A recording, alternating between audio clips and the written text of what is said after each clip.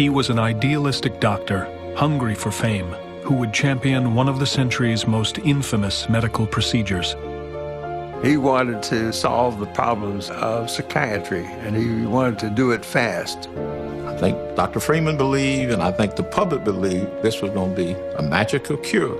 Here the skull is thin enough to transmit light, and it can usually be perforated easily with a sharp instrument. Hailed by some as an angel of mercy, he was denounced by others as a medical monster. He was an apostle. He was a crusader. He was genuinely convinced of the effectiveness of what he was doing. The instrument upon removal appears clear and shiny. I thought he was the nearest thing to a genius that I had ever met. I also thought he was crazy as hell. Why did mainstream medicine go along with Walter Freeman? The lesson here is not how a man can go off the rails, but is how science can go off the rails. Physicians were seen as demigods in white. They were all lords of the manor. They could all order be done, whatever they wanted to be done. Was lobotomy a medical breakthrough or a monstrous mistake? You could never talk about a successful lobotomy. You might as well talk about a successful automobile accident. Some people did show considerable improvement and did resume some kind of normal life. He was allowed to go home again, and he obtained employment as a door-to-door salesman. My father said that doctors would operate on her brain, and this would take the violence out of her, that she would be docile after that. Is the absence of pain what we should look for? The absence of suffering? That's what this raises so much, is what do we value about being human?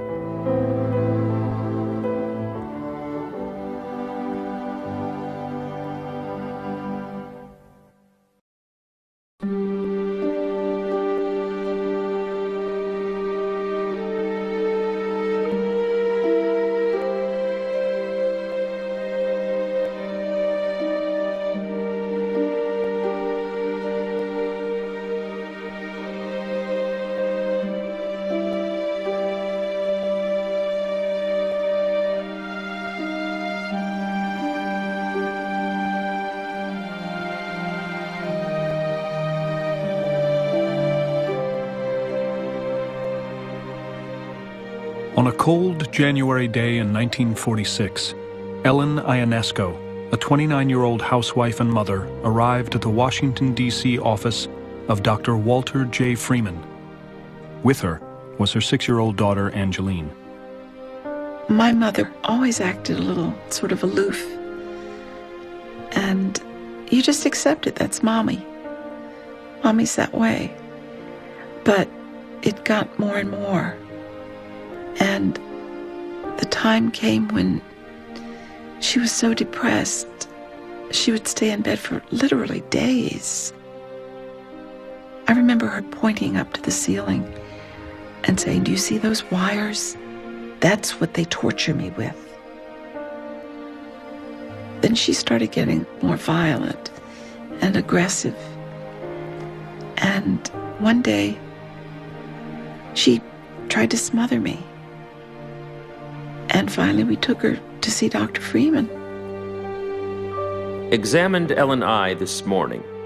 She has suicidal ideas. She became more and more noisy, shouting, "I'm so tired, I'm so tired." I decided she was quite inaccessible and would require immediate treatment.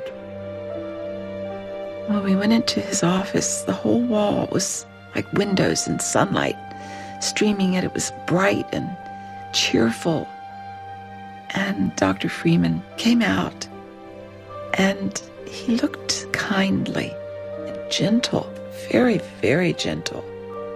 And I felt, we're going to be okay. Freeman escorted Ellen to a back room and shut the door. I had no idea what was going on behind that door.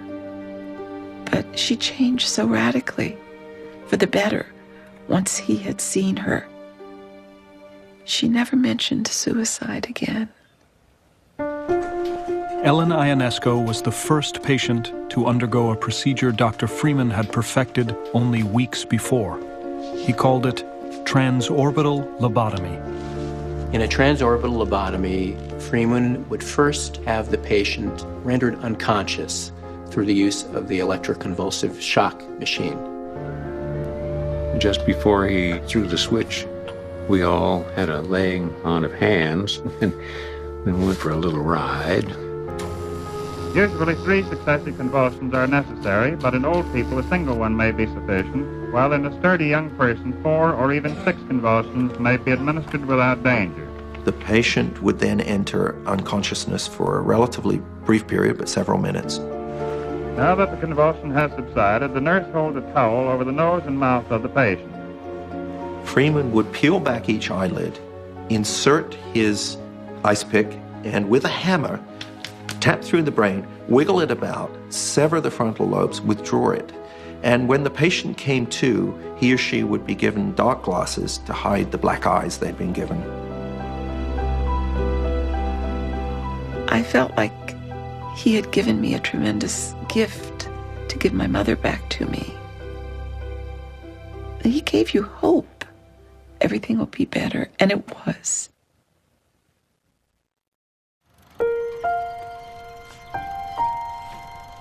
"22 years earlier, in 1924, neurologist Walter Freeman arrived at St. Elizabeth's in Washington, D.C., one of the nation's largest hospitals for the mentally ill. At 28, Freeman was the youngest laboratory director in St. Elizabeth's history, but he confronted an institution in crisis. Like many other state hospitals, St. Elizabeth's had seen years of decline. It had become a dumping ground for patients suffering from agitated depression, dementia, and psychosis. It was clear in those days when you were committed to a mental hospital, this was not a voluntary affair, that there was no way out. There would be no treatment because there was nothing seriously that anyone could do.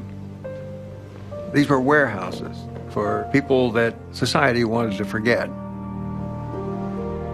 You have this enormous population of patients smearing their excrement on the walls, tearing off their clothes, sitting befuddled on the floor day after endless day. You say, how could people live like this? How could they be forced to live like this? As he wandered St. Elizabeth's vast patient wards, Freeman later wrote, he was filled with a weird mixture of fear, disgust, and shame. He was repelled by what he saw. He was almost nauseated by what he saw. He saw 5,000 people whose lives were going nowhere, would go nowhere, and he wanted, I think right away, to try and do something about it. He saw the nature of illness not as something that required sympathy, but as something that required action. Do something. He wanted to solve the problems of psychiatry, and he wanted to do it fast. Like most neurologists, Freeman believed that physical defects in the brain caused mental illness. Scientists had already shown that the brain was made up of distinct regions, each controlling different physical, behavioral, and emotional reactions. But they had still not found the locus of mental illness and were nearly powerless to treat it. They would try to treat symptoms, and they couldn't treat all the symptoms. If you were on the verge of suicide, there was nothing that they could do except watch you until you finally recovered spontaneously from your melancholia. And an episode of melancholia could go on for 7 or 8 months, and that is 7 or 8 months of hell. In the 1930s, researchers began experimenting with a number of so-called shock therapies, meant to reroute the circuitry in the diseased brain. Patients were brought to the edge of death through an intentional overdose of the hormone insulin. Others were given metrazol, which triggered seizures so violent they often fractured vertebrae. If you look at the patient's writings after this, they talked about, "Doctor, why are you torturing me? Are you going to kill me? Please," they would beg, "don't do this to me again." But after people left that table, they were quieter. They were more subdued. And they would often go back to their wards and not be bothersome for a period of time. These shock therapies often worked by the standards that they were operating on at that time. Not a cure for the disease, not making someone completely better, but reducing some of the symptoms. And yes, the shock therapies achieve that at a cost. For Freeman, shock therapies proved that mental illness resulted from a defect somewhere in the brain, and he wanted to be the one to find it. The scion of a prominent medical family from Philadelphia, Walter Freeman had always believed he was destined for great things. His grandfather, William Keene, was for a time America's most famous surgeon, the first to successfully remove a brain tumor from a living patient. Keene was a showman who loved to perform his complex operations in front of large and admiring audiences. He was one of these men of just boundless energy and enthusiasm. A pioneer brain surgeon. At one time, a president of the American Medical Association. As a young man, my father was determined to be as successful as his grandfather. After graduating from the University of Pennsylvania Medical School in 1920, Freeman married Marjorie Franklin, an economist. The couple moved to Washington, D.C., where they had 4 children in as many years. But Freeman was increasingly obsessed with a search for an effective treatment for mental illness. He wanted to be a great figure in American medicine. So this is a man who is convinced that he's born to medical greatness, desperate to achieve it, looking for a route forward. Leaving his growing family behind, Freeman spent long days and nights in St. Elizabeth's basement morgue, measuring and photographing the brains of mental patients. If you take your deceased patients and do an autopsy on their brains, the hope was that you'd be able to see the physical lesion that is causing that illness, and that then would guide you to an effective intervention. But for all his efforts, Freeman came up empty. Throughout all these studies of brains and bodies and nerves and blood, he never found anything that differentiated seriously mentally ill patients from other people. I recognized I'd done nothing important, Freeman recalled, in either explaining mental disorder or treating it. He's a man who wants to make his mark, clearly driven with ambition, but he's reached a point where, in essence, he's disappointed. His research hasn't panned out. Then, in the spring of 1936, Freeman made a discovery that would change everything. Just as his own work seemed to reach a dead end, he picked up an obscure monograph written by a Portuguese neurologist named Igaz Moniz. Moniz detailed the results of a radical new operation he had performed on a group of 20 mental patients. By taking small corings of their brains, Moniz asserted, it had been possible to rid a third of these patients of their symptoms. Moniz never really had a good theory of why this operation should work. He simply had a crude notion that people who are mentally ill are sort of obsessed. He called them fixed ideas, and that these fixed ideas probably resided in some way in the frontal lobes. For years, researchers looking for the origins of mental illness had suspected the frontal lobes, which, when injured by accident or in battle, had made men calmer, less prone to anxiety or depression. It was apparent that one could damage the frontal lobes, and the patients didn't die, but they changed. And the question was what to make of these changes. Until Moniz, few had thought to surgically alter the frontal lobes. For most of mainstream medicine, the idea was abhorrent. But not for Walter Freeman. Freeman almost went wild with excitement. He thought, this may be it. He saw a vision of the future unfold. Not only a future in the treatment of the mentally ill, but his own personal future. As Freeman set about to be the first neurologist in the United States to attempt Moniz's procedure, he faced few obstacles. Neither the government, nor the medical profession, nor patients themselves were likely to stand in his way. Patients accepted treatments completely uncritically. There was no question of signing permission forms, for example, in those days. The whole concept of informed consent didn't exist. Physicians were kings of their wards, able to do anything they wanted. Lacking a license to perform surgery himself, Freeman hired a willing young neurosurgeon named James Watts. Within months, the pair were ready to attempt their first procedure on a living patient. They chose 63-year-old Alice Hammett, who had wrestled for years with insomnia, anxiety, and depression. Her husband had grown very concerned about her, so he brought her in to see Freeman. She was really facing institutionalization. But Freeman had been looking for a patient who had symptoms similar to the most successful of Moniz's outcomes. And so he saw Mrs. Hammett as that possibility. On a September day in 1936, Freeman and Watts prepared Hammett for surgery. I remember the patient was on the operating table, everything was aseptic, and Dr. Watts made an incision along the side of the head and drilled some holes and put in an instrument like a spatula, approximately 1/4 of an inch wide. And Dr. Freeman was sitting on a stool about 6 feet back and going this way or that way. While conducting Watts's every action, Freeman pushed beyond Moniz's operation.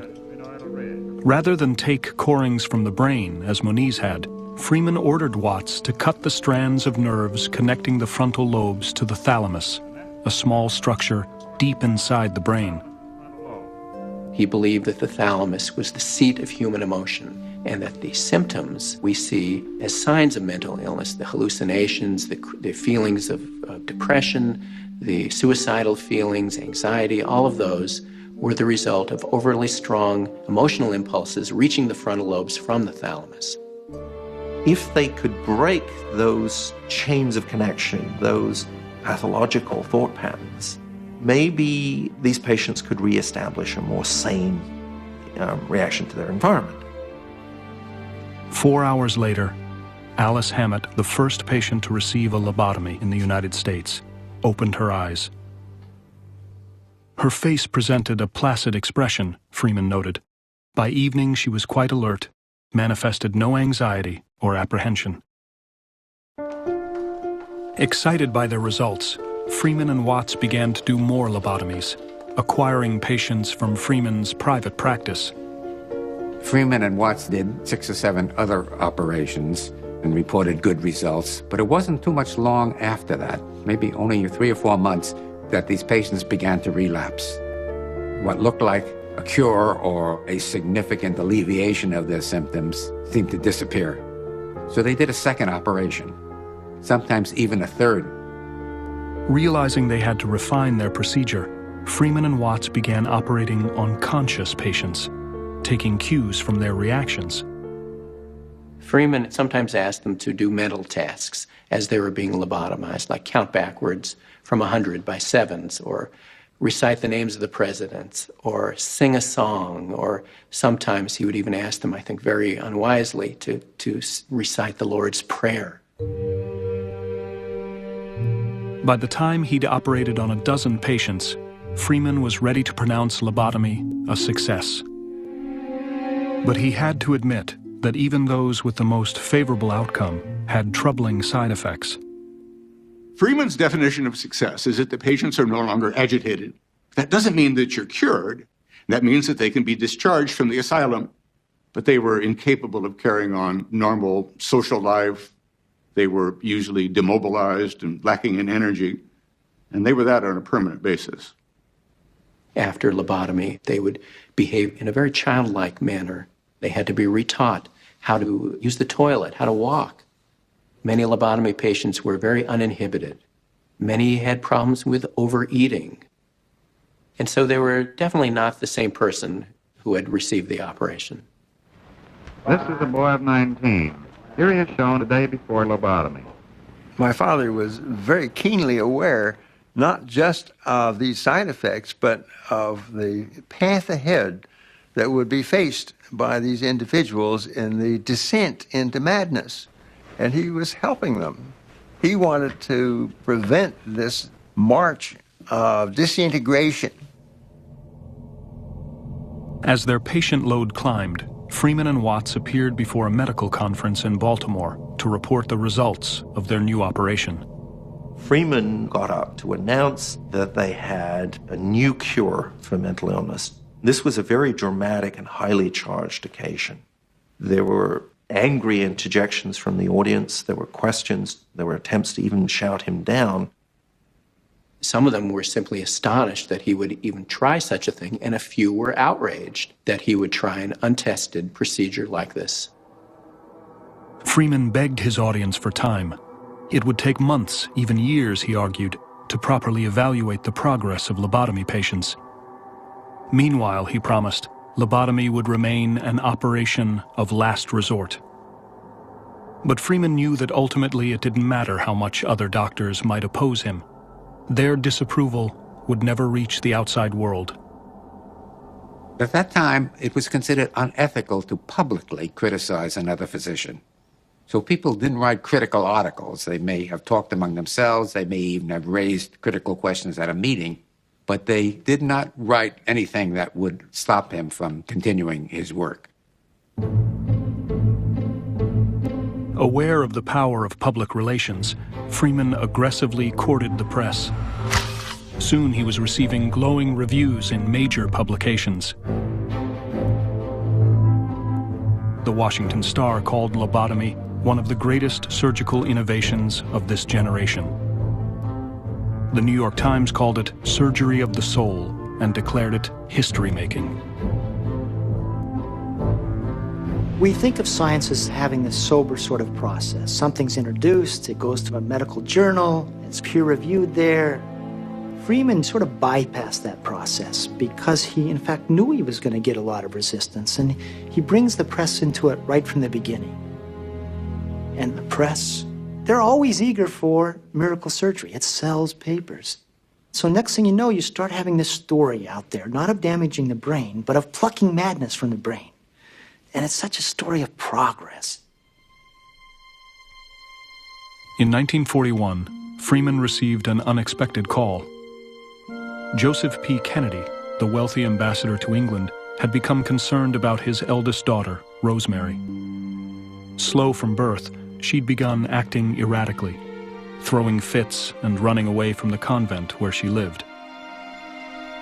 He was getting worried about Rosemary's behavior, worried that she would become pregnant or contract a venereal disease of some kind that would discredit the family and her brother's political careers. Joseph Kennedy sought the best medical advice in the New England area, and the advice they gave was that she ought to have a lobotomy. That September, at the age of 23, Rosemary Kennedy became Freeman's 66th lobotomy patient.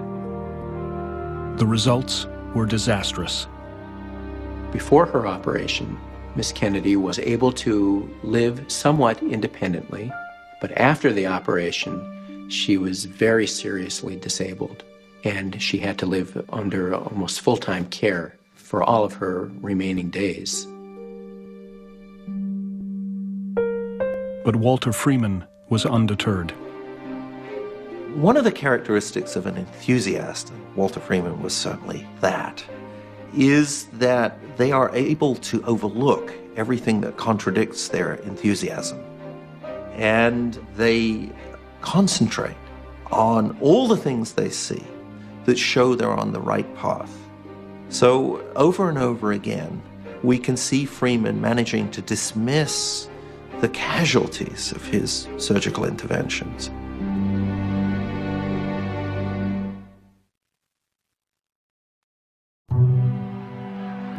The guns are quiet now, and the oceans of the earth are filled with ships coming home.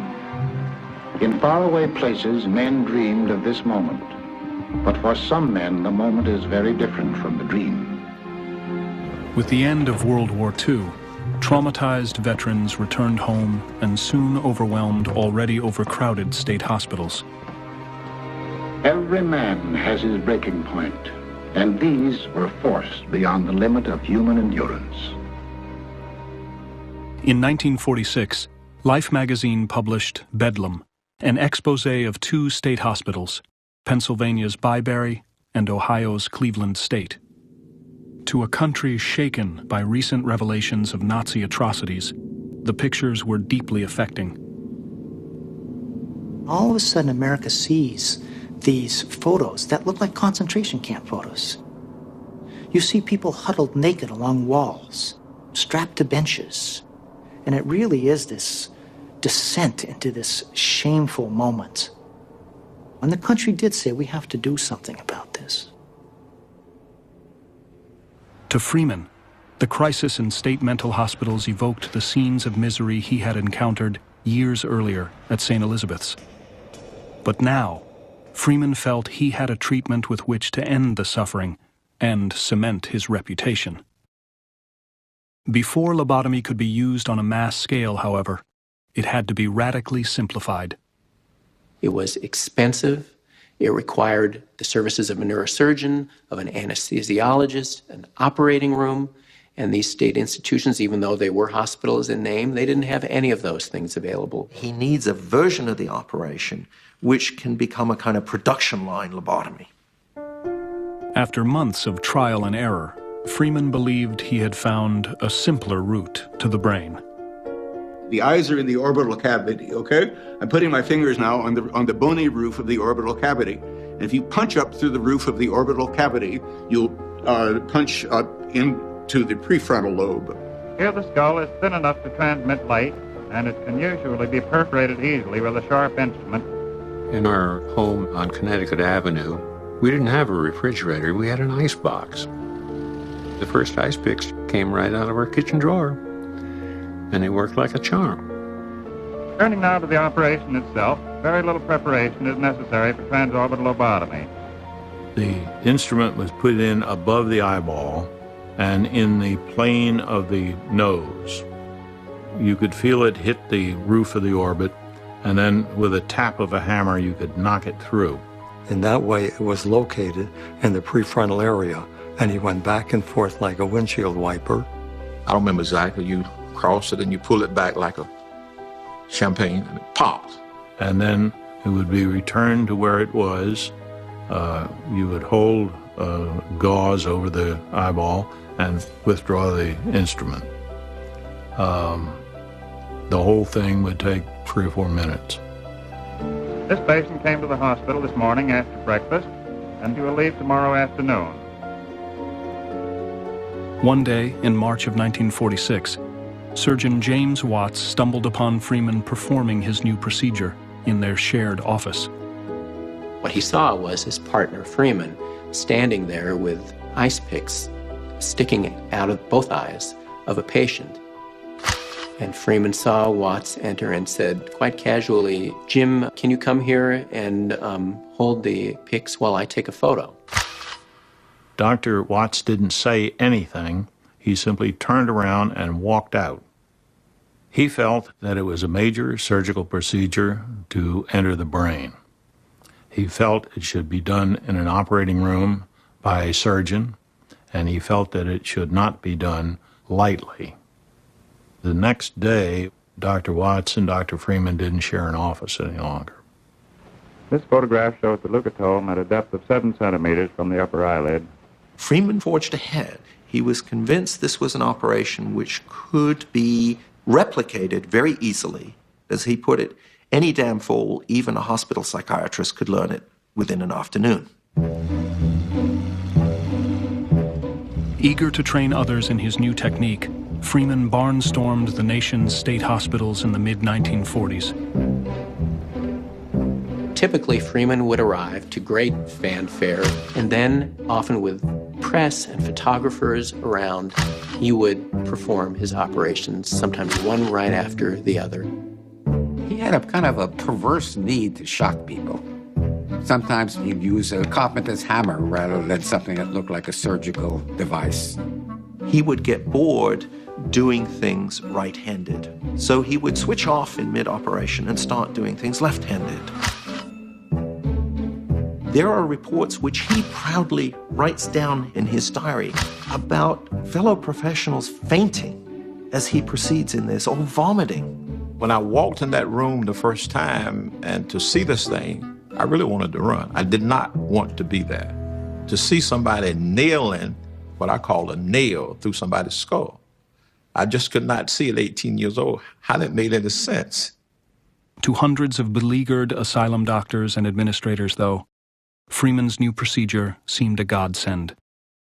I felt somehow that we were in the presence of one of the milestones of modern medicine, gushed one physician. I've seldom been more stirred. Freeman had succeeded in coming up with a new kind of lobotomy that was portable, quick, cheap, easy, and could be used on an outpatient basis. He did 25 transorbitals in one day. He also trained a psychiatrist at Rusk, Texas. That man did 75 lobotomies in one day. His daughter, Lauren, once teasingly called him the Henry Ford of lobotomy, and he loved it. Spurred on by Freeman, the number of lobotomies performed annually soared from 150 in 1945 to over 5,000 in 1949. Despite the known side effects, there seemed to be an endless supply of willing patients. This was an era in which the doctors and patients and their families were interested in making trade-offs.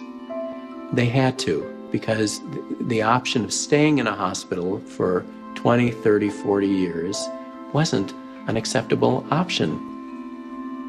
If this was your mother, and you had to choose between someone who was in a state of terror, and that's the way they were all the time, and the alternative was that they would be calm and look calmer, even if they were not maybe as they once were, you might choose that.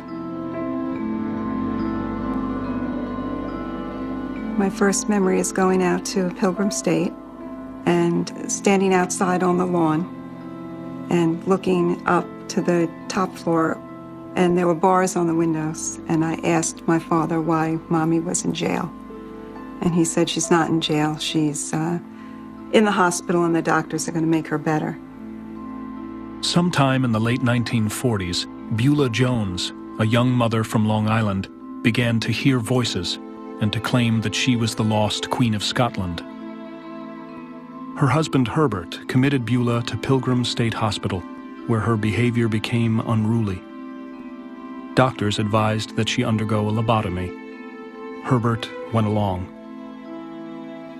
He sat us down one day and said that she was going to have a lobotomy, that he had sat down before this board of doctors, and they had told him that this was the best thing to do, and he was desperate. He didn't know what else to do, so he agreed to it. Beulah's operation was one of 12 lobotomies performed at Pilgrim State that day. My father said that doctors would operate on her brain, and this would take the violence out of her, that she would be docile after that. Well, my recollection was there was no change in her behavior other than she lost her higher intellect. She could not sit down and read anymore. She could barely write. She had no long-term memory. It was like everything was right here in this minute. They observed my grandmother for about 6 months, and she was as delusional afterwards as she had been beforehand. Once they determined the lobotomy didn't work, They sent her to a ward which was known for the untreatable cases, and no one ever bothered with her again. Such failures were barely noticed. By decade's end, lobotomy had won the acceptance of mainstream medicine. Lobotomies were being performed at Johns Hopkins, Mass General Hospital, the Mayo Clinic, and other elite medical institutions. And in 1949, lobotomy received its highest endorsement when Igaz Moniz was awarded the Nobel Prize. That's mainstream medicine saying this is a great thing. This is an incredible advance. I think it's Mental Hygiene News adopts as its logo a light shining into darkness, and the light is lobotomy, and the past is the darkness. So when you look back and you say, how's this monster going around introducing this to asylum medicine? He's not that. He's going to places that have been exposed as sort of snake pits, and he's bringing this light.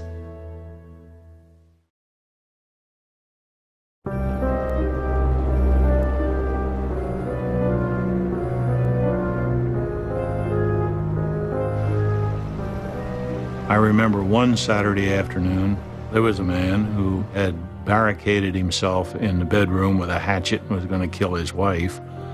And someone remembered that Dr. Freeman was this man's psychiatrist.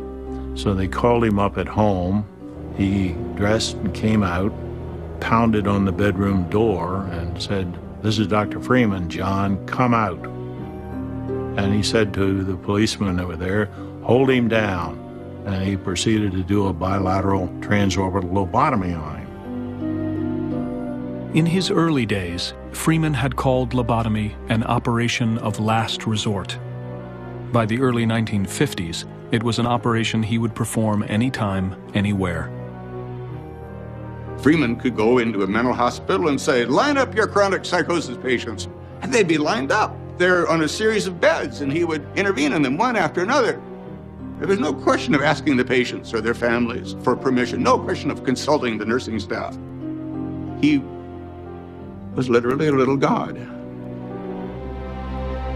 At Cherokee State Hospital in Iowa, 3 of Freeman's patients died on the operating table. One after Freeman's ice pick slipped while he was taking a photograph. Without pausing, he packed up and left for his next demonstration. It wasn't that he pulled the wool over anybody's eyes. He was an apostle. He was a crusader. What he believed was genuinely effective. Increasingly, Freeman's crusade was aimed at lifers, the poorest and most vulnerable mental patients, abandoned by their families and living for years as wards of the state. In 1952, Freeman embarked on what he called his West Virginia lobotomy project.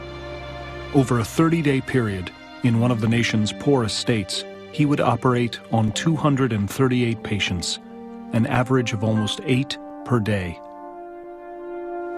One of Freeman's favorite stops in West Virginia was the small town of Lakin, home to the Hospital for the Colored Insane.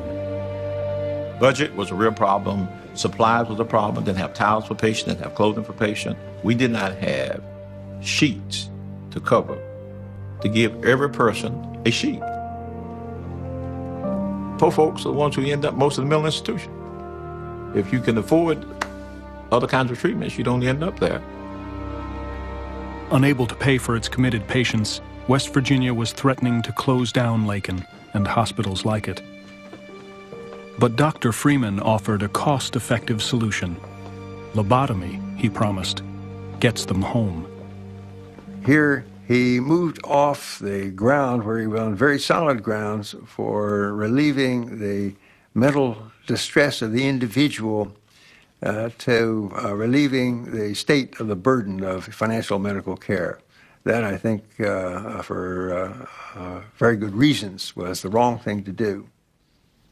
I think Dr. Freeman believed, and I think the public believed, that this was going to be a magical cure.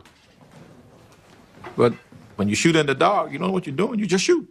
Hopefully it'll come out right, some kind of way. By the mid-1950s, the first long-term clinical studies of lobotomy had begun to appear in medical journals. Now, the medical community could assess lobotomy's true impact. Some people can't leave the institutions and they're almost in a vegetative state. Some people go home, but there's just sort of like children around the home. And at the best, we see some people that have jobs, but so often they're not motivated really to go to the jobs. So now we have a longer term. We're 10 years, 12 years, and it's really starting to harder to justify this as a miracle surgery just because we see these long-term results. Many who had once supported lobotomy began to disavow it. It is inconceivable, reported the American Medical Association, that any procedure which effectively destroys the brain could possibly restore the patient to a normal state.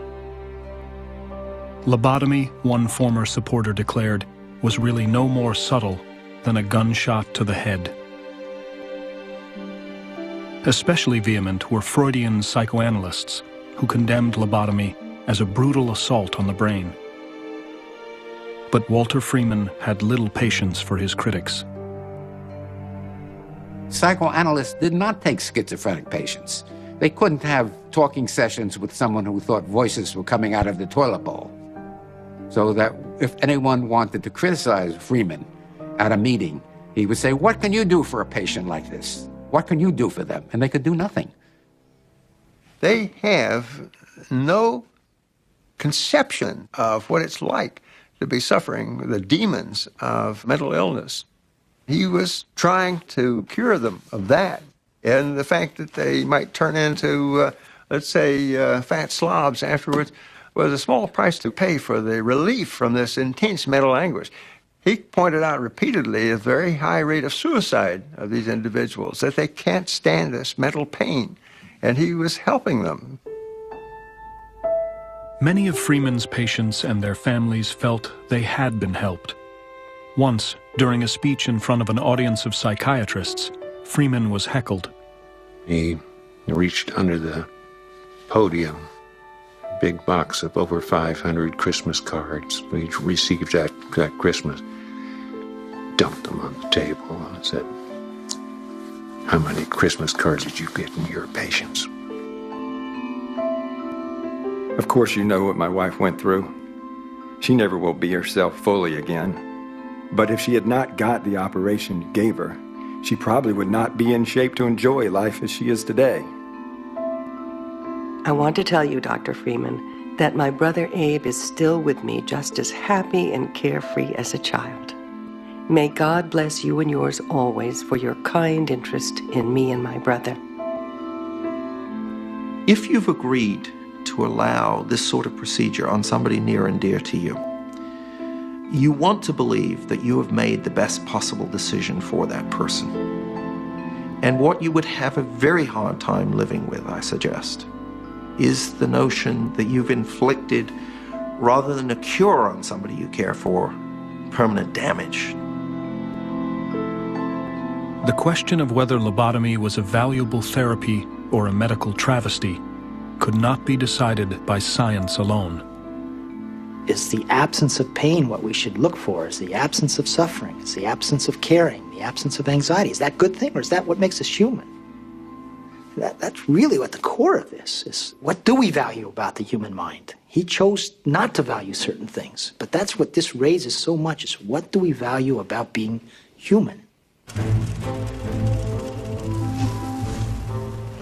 Ultimately, the fate of lobotomy would be settled by a pill. In 1954, a new drug called Thorazine began to sweep through state mental hospitals. Thorazine was initially marketed as a chemical lobotomy. I mean, this was seen as a selling point, that it produced results similar to lobotomy, but without, of course, all the risks of the surgery. With a viable alternative now in hand, the medical community turned decisively against lobotomy. There were people parading at neurosurgical meetings that this was something atrocious, and that nobody should have their brain operated on for the ideas or thoughts or behavior that they're demonstrating. Overnight, Freeman's opportunities to perform lobotomy began to disappear. His office in George Washington university was closed. His teaching assignments were canceled. His hospital practices at D.C. General were forfeit. At this point, Freeman couldn't give up lobotomy because to give up lobotomy, I think, meant giving up being Walter Freeman. He saw himself so strongly as the lobotomist, the man who could salvage patients from the dead. To cast that aside, regardless of the arguments for casting it aside, was just too much for him. Freeman decided to move to Los Altos, California, to resurrect his career. Far from the reproachful Eastern medical establishment, he could try to bring lobotomy to new categories of patients. If housewives found their early 1950s existence too depressing for words, why Freeman had a solution that would get them through their day happy as little clams. If children were misbehaving, conditions we might now see being called hyperactivity disorder, why they might need a lobotomy. Howard Dully was 12 years old when he was brought to see the famous doctor. Howard had become disrespectful, his stepmother told Freeman, and occasionally violent at home. My problem with her was that I felt she was trying to replace my mom, and I resented that, which I feel would be a natural reaction for a kid whose mom died. Acting up is the only way I could show my resentment. Howard's stepmother visited Freeman's office almost a dozen times to have him evaluated. Sessions Freeman summarized in case notes.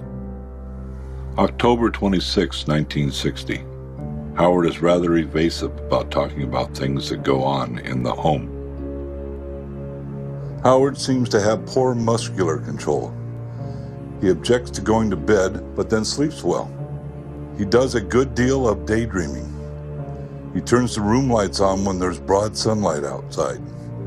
He hates to wash. He puts on a sweater on the hottest days and goes without an undershirt on chilly ones. I think it would be pretty much of a shame to wish Howard on anybody. I explained to Mrs. Dully that Howard was unapproachable by psychotherapy and that the family should consider the possibility of changing Howard's personality by means of transorbital lobotomy. Mrs. Dully said it was up to her husband. I would have to talk to him and make it stick. 10 weeks later, Walter Freeman lobotomized Howard Dully. I didn't know it was going to be done. I didn't know it was done until 3 weeks afterwards when I was told by Freeman. I didn't want to know any more about it because I was concerned that there might have been some reason that I did deserve this. That's what I was afraid of. What had I done that I don't know about that one would deserve this? In all, Freeman lobotomized 19 children under the age of 18, including a 4-year-old. I've always felt that something was taken from me, that there was a piece missing because my life has never gone well. Some of my judgment is not good. I don't have the drive that a normal person has. I had trouble almost all my life. Almost anything I did, work, relationships, money. I mean, I wasted my whole life on this one issue. The whole life.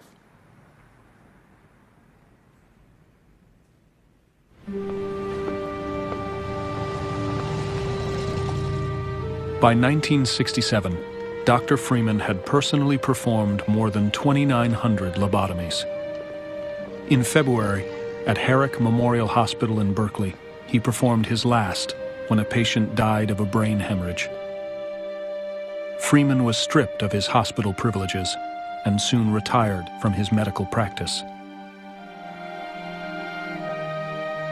I've heard some things about how he changed into a monster. There were things that I hear he has done that I was incredulous. But I think by and large, he really sincerely wanted to do something. in a time when nobody was doing anything but virtually incarcerating these people. I began by thinking that he must have been a monster or a criminal, because after all, look what he did. But I've come to think of Walter Freeman as more of a tragic figure, blind not so much to the consequences of lobotomy, but to the consequences of his own faults and failings. To see this excess, this failure of judgment, the excess ambition, personal ambition, I think tarnished him, and that does distress me still. This is Walter Freeman, MD, PhD, March 9th, 1968. I'm 72 years old now and traveling around the country. In his last years, Walter Freeman embarked on one more journey. He started obsessively crisscrossing the country, searching out his former patients, trying to speak with them, trying to prove to the world that lobotomy hadn't been the great medical catastrophe it increasingly was seen as being. In the past 4 weeks, I've come 7,000 miles chasing up patients that I've operated on and saying how they are getting along now, anywhere from 2 to 30 years after their operations. I think Walter Freeman wanted to feel good about what Walter Freeman had done, and hoping to find, I think, his redemption in what they told him. So isn't it funny that Walter Freeman is seeking treatment from his patients, the ones that he had treated before? I'm pretty much like any other hunter that gets on the trail of something, loses sense of time and distance. It's such an absorbing preoccupation that mere physical matters don't particularly halt a person in his pursuit.